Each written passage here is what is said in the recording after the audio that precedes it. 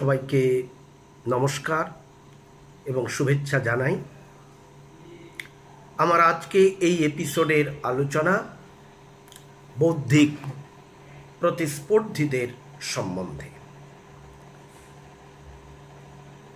যাদেরকে বৌদ্ধিক প্রতিস্পর্ধী বলে বলছি, পূর্বে তাদেরকেই বলতাম মেন্টালি রিটার্ডেড বা মানসিক প্রতিবন্ধী।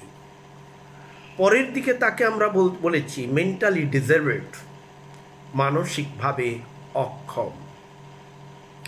আরও পরে আমরা এলাম ইন্টেলেকচুয়ালি ইম্পেয়ার, বৌদ্ধিকভাবে ক্ষতিগ্রস্ত বা বাধাগ্রস্ত। আর এখন বলছি ইন্টেলেকচুয়ালি চ্যালেঞ্জড বা বৌদ্ধিক প্রতিস্পর্ধী। এই বৌদ্ধিক প্রতিস্পর্ধী আমরা কাদেরকে বলবো? প্রথমেই বলে রাখি, এই বিষয়ে জ্ঞানার্জন করতে গেলে বছরের পর বছর নিরন্তর পড়াশোনা করতে হয়। আমি 25টি বছর নিরন্তর এই বিষয়ে কোর্স ওয়ার্ক করা, পঠন পাঠন, গবেষণা করা এবং করানো, একের পর এক বই লেখার পরেও আমি নির্দ্বিধায় স্বীকার করি যে প্রতিস্পর্ধিতার যে বিজ্ঞান, সে বিষয়ে কিছুই জানা হয়নি। কারণ এ অনন্ত, এ মহাসমুদ্র। অতএব ভ্রান্তি রাখার কোনো যৌক্তিকতা নেই যে অল্প কয়েকদিন একটি বিষয়কে একটু পড়াশোনা করেই আমি বলে দেব আমি এই বিষয়ে সব কিছু জেনেছি। কিন্তু এই বৌদ্ধিক প্রতিস্পর্ধিতার ক্ষেত্র এ যেন মহাসমুদ্র, এ যেন অনন্ত সমুদ্রে আমাদের ঘুরে বেড়ানোর চেষ্টা বা সমুদ্রের তরঙ্গকে ভেঙে দিয়ে আমাদের পেরিয়ে যাবার প্রচেষ্টা। এখন এই বৌদ্ধিক প্রতিস্পর্ধী কাকে বলবো? তার সংজ্ঞা কি হবে? অনেকেই তার অনেক রকমের সংজ্ঞা দিয়েছেন, কিন্তু 1983 সালে American association of mental retardation বা সংক্ষেপে AAMR যে সংজ্ঞাটি দিয়েছেন, সেইটি সর্বাপেক্ষা যুক্তিযুক্ত সংজ্ঞা হিসাবে সারা পৃথিবী গ্রহণ করেছেন। পরবর্তীকালে বিভিন্ন ক্ষেত্রে যে সংজ্ঞাগুলি এসেছে তা কিন্তু এই আমেরিকান অ্যাসোসিয়েশন অফ মেন্টাল রিটার্ডেশনের সংজ্ঞা থেকেই একটু আধটু এদিক ওদিক করে এসেছে। এই সংজ্ঞাতে বলা হয়েছে যে mental retardation refers to significantly sub-average general intellectual functioning resulting in or associated with concurrent impairments in adaptive behavior and manifested during the developmental period.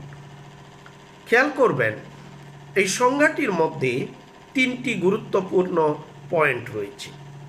প্রথমটি হলো sub average general intellectual functioning. সাধারণ একটি শিশুর বৌদ্ধিক সামর্থ্য কতখানি? না, কোনো আদর্শায়িত বুদ্ধি ও ভিক্ষা অনুসারে 90 বা তার ঊর্ধ্বে। 90, 100, 110, 115, 127, যে কোনো পরপর উপরের দিকে উঠতে পারে তার বৌদ্ধিক সামর্থ্য, আইকিউ।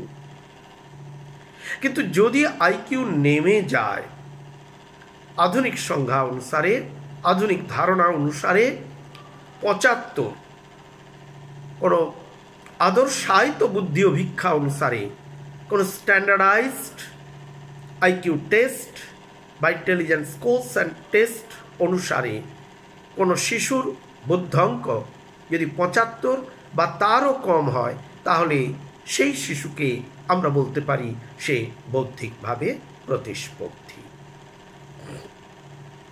তাহলে প্রশ্ন উঠবে,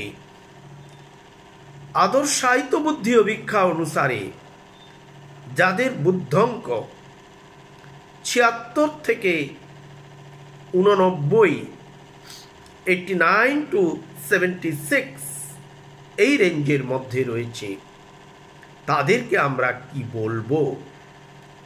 উত্তর এক কথায়, তাদেরকে আমরা বলবো স্লো লার্নার, ধীর শিখন গতি সম্পন্ন শিশু। আমার কোনো কোনো ছাত্র বন্ধু, গবেষক বন্ধু অনুরোধ পাঠিয়েছেন যে আমি যেন স্লো লার্নারদের বিষয়ে কিছু আলোচনা করি, কারণ এটি বর্তমানে কলেজ স্তরে পাঠ্য বিষয়ের মধ্যে পড়ে গেছে। এডুকেশনে অনার্সে স্লো লার্নার নিয়ে পড়তেই হচ্ছে কোনো কোনো বিশ্ববিদ্যালয়ে। নিশ্চয়ই আমি বৌদ্ধিক প্রতিস্পর্ধিতা এবং স্পেসিফিক লার্নিং ডিসেবিলিটি বা এসএলডি, এই দুটি বিষয় আলোচনার অন্তে আমি স্লো লার্নারদের নিয়ে বলবো। অন্যথায় লোকে ভুল বুঝবেন, যারা বৌদ্ধিক প্রতিস্পর্ধী তারাই বুঝি স্লো লার্নার বা ধীর শিখন গতি সম্পন্ন শিশু, অথবা যারা এসএলডি বা স্পেসিফিক লার্নিং ডিসেবিলিটিতে আক্রান্ত তারাই বুঝি স্লো লার্নার।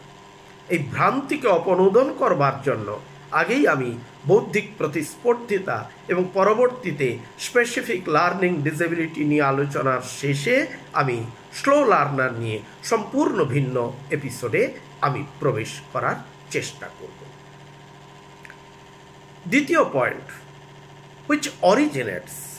আমরা প্রথম পয়েন্ট বললাম sub average general intellectual functioning, বৌদ্ধিক সামর্থ্য সমবয়সী শিশুদের বৌদ্ধিক সামর্থ্যের তুলনায় কিছুটা কম হবে। সাব অ্যাভারেজ অর্থাৎ স্বাভাবিক ধী ক্ষমতা স্বাভাবিকের তুলনায় কিছুটা কম, মানে কম, অর্থাৎ স্বাভাবিকের তুলনায় কিছুটা পিছিয়ে থাকবে আইকিউর দিক থেকে বৌদ্ধিক প্রতিস্পর্ধী শিশু। দ্বিতীয় point, which originates during the developmental period. শিশুর যখন বিকাশ ঘটছে, ভারতীয় প্রেক্ষাপটে শিশু 18 বছর বয়স পর্যন্ত বিকশিত হয়, তার ডেভেলপমেন্ট হয়। তার শারীরিক বিকাশ, মানসিক বিকাশ, বৌদ্ধিক বিকাশ, সামাজিক সামর্থ্যের বিকাশ, ভাষাগত দক্ষতার বিকাশ, অন্যের সঙ্গে ভাব বিনিময় করবার সামর্থ্যের বিকাশ,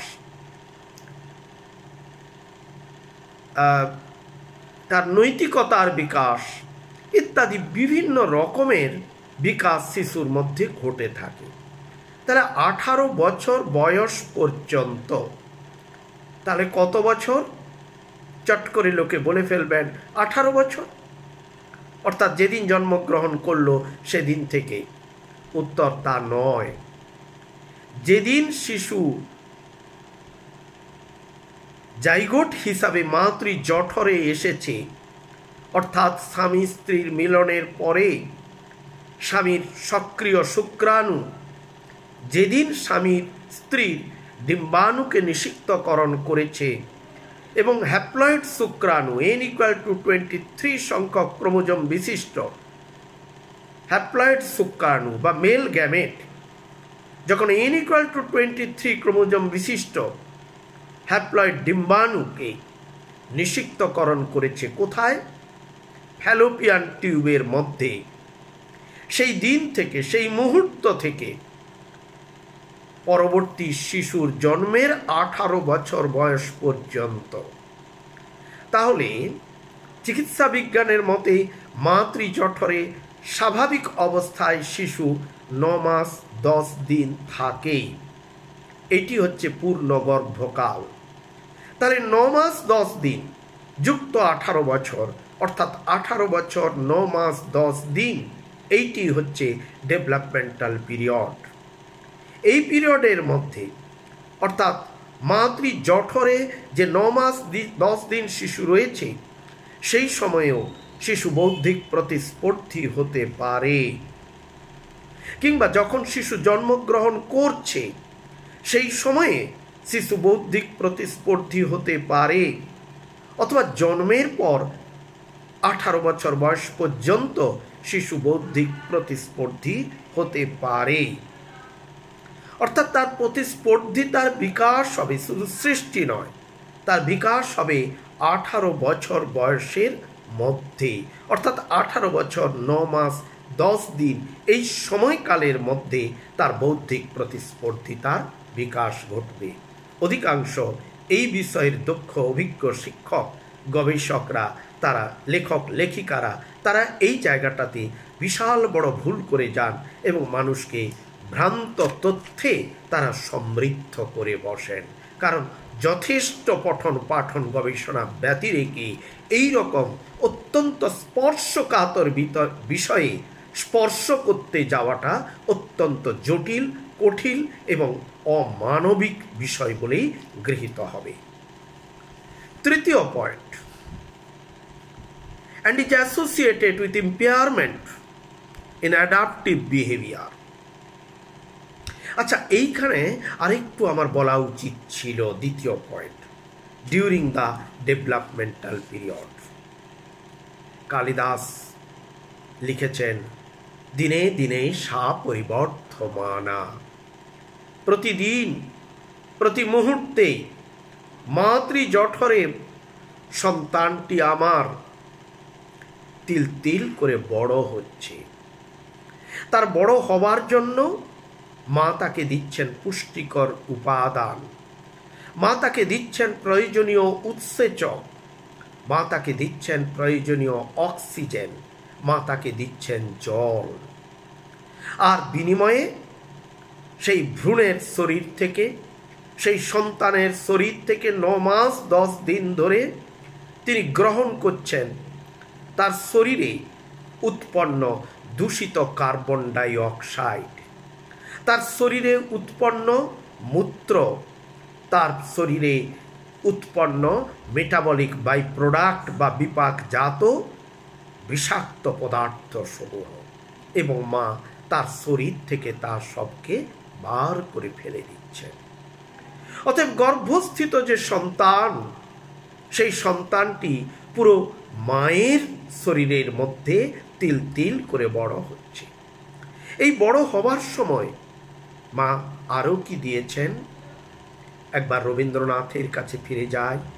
গুরুদেব রবীন্দ্রনাথ গান্ধারীর আবেদন কবিতায় গান্ধারীর মুখ দিয়ে ধৃতরাষ্ট্রের সম্মুখে নিবেদন করছেন, 10 মাস 10 দিন গর্ভে তারে করিনি ধারণ, মোর হাসি থেকে হাসি, প্রাণ থেকে প্রাণ দিয়ে গড়িনি কো তারে। মহারাজ, তুমি কতটুকু দিয়েছ? মাতৃ জঠরে যখন সে ছিল, আমার হাসি থেকে তাকে দিয়েছি হাসি, আমার প্রাণ থেকে তাকে দিয়েছি প্রাণ, আমার সমস্ত অনুভূতি আমি তাকে দিয়েছি। আমার সেই সমস্ত অনুভূতি নিয়েই সে সৃষ্টি হয়েছে। আমি প্রতিনিয়ত স্বপ্নে তার যে তিলোত্তমা মূর্তির কল্পনা করেছি, তাই থেকে সে তৈরি হয়েছে এক তিলোত্তমা মূর্তি। সত্যিই তো মায়ের সমস্ত তৃপ্তি, মায়ের সমস্ত আনন্দ, মায়ের সমস্ত উৎসাহ, সমস্ত কিছু মা আমার শেয়ার করেছেন ওই 9 মাস 10 দিন গর্ভকাল জুড়ে তার গর্ভস্থিত সন্তানের মধ্যে। শুধু তাই নয়, একই সময়ে যদি মা আমার উদ্বেগের মধ্যে থাকেন, অ্যাংজাইটিতে, যদি মা আমার বিমর্ষ ভাবের মধ্যে থাকেন অর্থাৎ ডিস্ট্রেসে, যদি মা আমার অবসাদের মধ্যে থাকেন ডিপ্রেশনে, যদি মা আমার কোনো মানসিক যন্ত্রণাতে প্রতিনিয়ত কষ্ট পেয়ে থাকেন, তাহলে তার পেইন, তার গ্রিফ, তার সরো, তার হেট্রেট, তার ঘৃণা, এই সমস্ত কিছু একই সময়ে তিনি কিন্তু সঞ্চারিত করে চলেছিলেন তার গর্ভস্থিত সন্তানের মধ্যে। সুতরাং মা কি দিলেন? আমি কবি নজরুলের একটি লাইনের থেকে বলছি যে, তোমার মহাবিশ্বে কবু হারায় না কো কিছু। এই 9 মাস 10 দিন মা যা কিছু করেছেন তার কোনো কিছুই হারিয়ে যায়নি, সব কিছু চলে গেছে গর্ভস্থিত সন্তানের মধ্যে। আমি জন্মের পরের কথা এখনো আসিনি। আর আরেকটি গান, জগতে যা কিছু সুন্দর দেখি তার মাঝে তুমি সুন্দর, সুন্দর তুমি ভরে আছো ধরা, ভরে থাকো মম অন্তর। অতএব এই যে তৃপ্তি, এই যে সুন্দরের পূজা, এই যে সৌন্দর্যের পূজা, এই যে রূপের পূজা মা আমার করে চলেছেন, সেই পূজার ফসল গর্ভস্থিত সন্তানের মধ্যে সঞ্চারিত। আবার মা কারুর ক্ষতি চিন্তা করছেন, ঘৃণা চিন্তা করছেন, অন্যের সর্বনাশ চিন্তা করছেন। মার সঙ্গে, স্বামীর সঙ্গে স্ত্রীর প্রতিনিয়ত দ্বন্দ্ব চলছে, চূড়ান্ত দ্বন্দ্ব চলছে।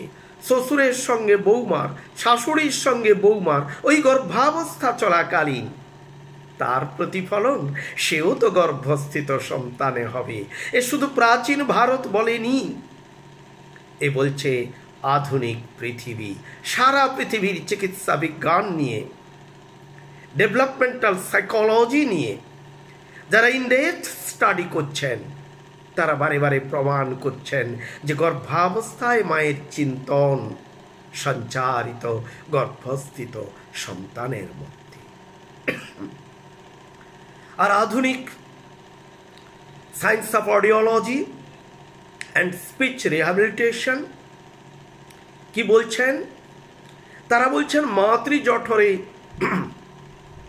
সন্তানের বয়স যখন 6 মাস, অর্থাৎ ভ্রূণের বয়স মাতৃ শরীরের মধ্যে যখন 6 মাস, ঠিক সেই সময় থেকে 9 মাস 10 দিন, এই 3 মাস যাবৎ সন্তানটি শুধু মায়ের অনুভূতি পাচ্ছে তা নয়, একই সঙ্গে মায়ের চিন্তনের সঙ্গে সঙ্গে মা যা শুনছেন, মা যা বলছেন, মা যে হেঁটে চলেছেন তার পদশব্দ, এই সব কিছুকে সে গ্রহণ করছে।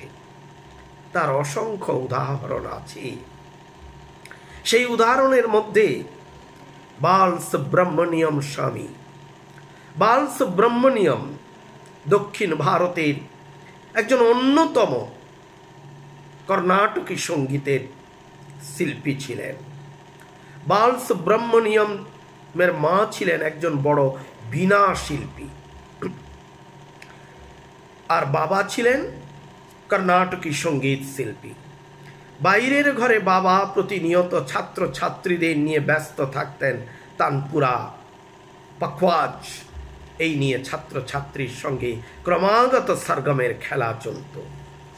মা আমার অন্তঃপুরে রয়েছেন। অন্তঃপুরবাসিনী মা আমার তখন কি করেছেন? তিনি নিরন্তর বীণা বাজিয়ে চলেছেন।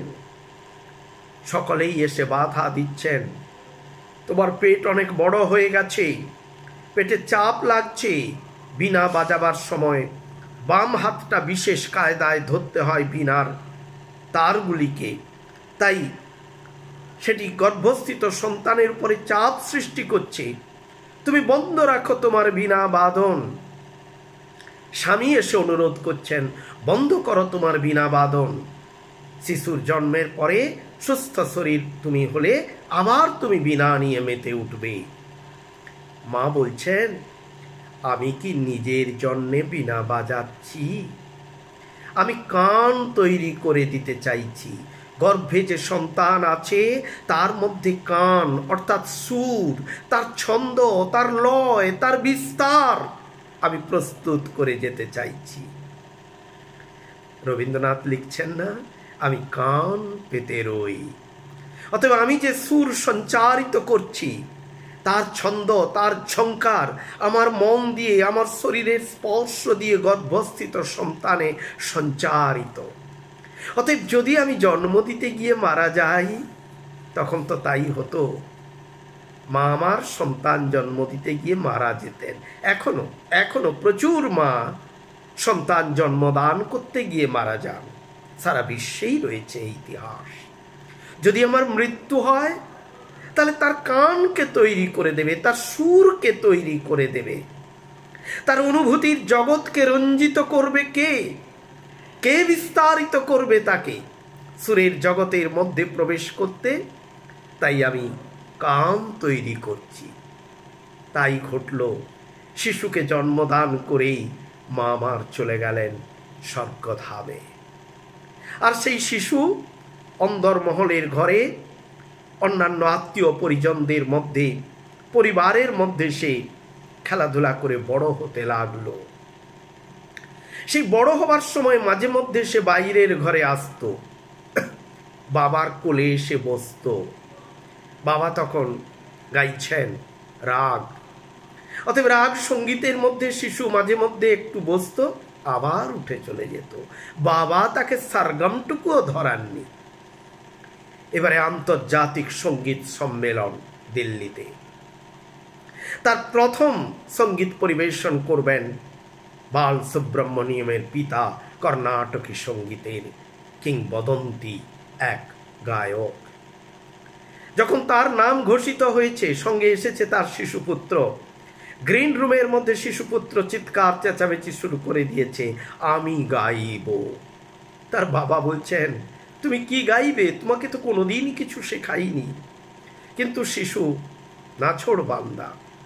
শেষ পর্যন্ত গ্রিন রুমে যে পরিচালক গোষ্ঠী ছিলেন, তারা বলেন, ছোট্ট শিশু, আমরা আগেই বলে দেব, ও একটুখানি যাই হোক কিছু করবে, তারপরে ওকে আমরা সরিয়ে নেব। সবার সামনে ক্ষমা চেয়ে নিয়ে পিতৃদেব বসলেন। কোলে তার 5 বছরের শিশু বালসুব্রমণিয়ম, একদিকে বসেছেন পখওয়াজ শিল্পী, একদিকে রয়েছেন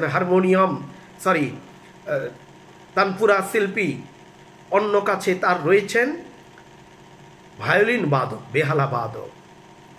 তারা আগেই বলে নিলেন, ও জেদ ধরেছে একটু কিছু বলবে, আচ্ছা করুক, তারপরেই মা মারা সন্তান তো, তারপরেই আমরা আসল শিল্পীর গান শুনতে পাব।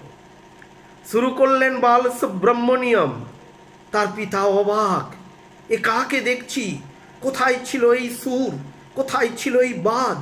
কোথায় ছিল এই ছন্দ? কোথায় ছিল এই লয়কারিত্ব? আর কণ্ঠস্বরের সে কি বিস্তার! স্তম্ভিত বালসুব্রমণিয়ম জীবনের শেষ পর্যায়ে লিখছেন, অনেক পরে পিতৃদেবের কাছে শিক্ষা শুরু করেছিলাম, কিন্তু মা আমার গর্ভে থাকাকালীন আমার কান তৈরি করে দিয়ে গেছেন, আমার সুর তৈরি করে দিয়ে গেছেন, আমার তান লয় বিস্তার বাজ সৃষ্টি করে দিয়ে গেছেন। অতএব এটি সত্য। পৌরাণিক যুগে অভিমন্যুর কাহিনী আমাদের মনে করতে সহায়তা করবে।